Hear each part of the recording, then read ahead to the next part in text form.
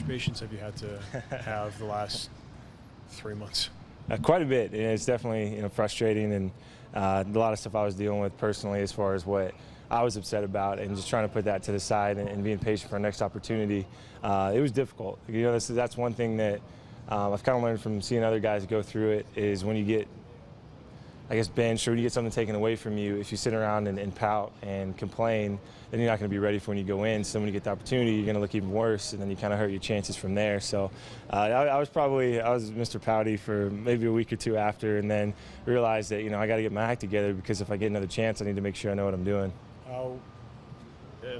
How beneficial was it, though, to still be around the guys in the role as the short yardage quarterback? Because maybe not initially, no quarterback wants to be the short yardage quarterback, but as time went on, you seemed to build a rapport, and your energy level obviously seemed to be going up. I mean, you're someone we can tell when you're happy, and over time you seem to be enjoying yourself for what it was worth with the short yardage guys. Yes, sir. I think it helped a lot, just because being around those guys, getting to know them a little bit better.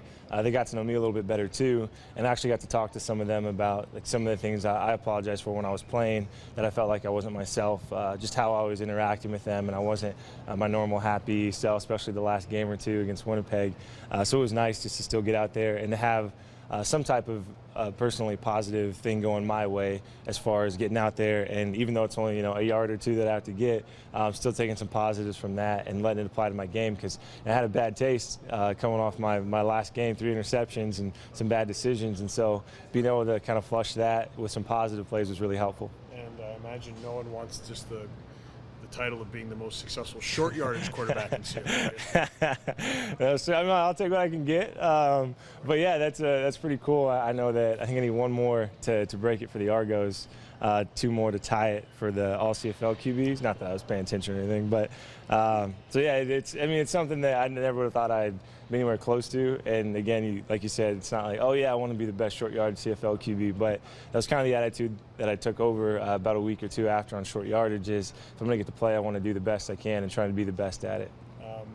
This team is 3-11 right now. Playoffs are not out of the question. Again, I was talking to Chris. You're someone who brings energy and positivity. How important is that mindset going to be this week, going up against a team that is still pursuing first in the East? I think it's very important, because it says a lot about the guys going through the struggle, and I think in a sense it gives some guys a little bit more comfort, as far as it's like, okay, we really have nothing to lose now. We've already out of playoffs, we've been beaten out of playoffs, and we don't have anything as far as to accomplish after the season, so let's try and accomplish it game by game. Let's try and set records. Let's go out there and have fun and really enjoy it, because even though we know we're not going to be playing playoffs, we still want to have fun, and we still want to do the best we can. So that's kind of the attitude we're taking going into this week, and hopefully that'll show on the field. You talked about we confidence. We're talking about we confidence, right? Oh yeah. Oh yeah, yes sir. Everybody. I mean, how we performed the whole season as an offense, it hasn't been the best, and so now I think kind of with, not to say pressure of the playoffs, but now that we know we have no chance, it's really like, okay, worst case scenario, we're going to mess up, that's it. It's not like, oh, we're going to be out of playoffs, or, oh, we're going to be put in second place or third place. It's like we're out of playoffs, and so I think that gives the guys a little bit more confidence trying to try new things and have that success. You talk about some of the frustrations you had in your last starts. What have you keyed in on to adjust for this week, now that you've actually had time to prepare instead of just being called up into the fourth quarter?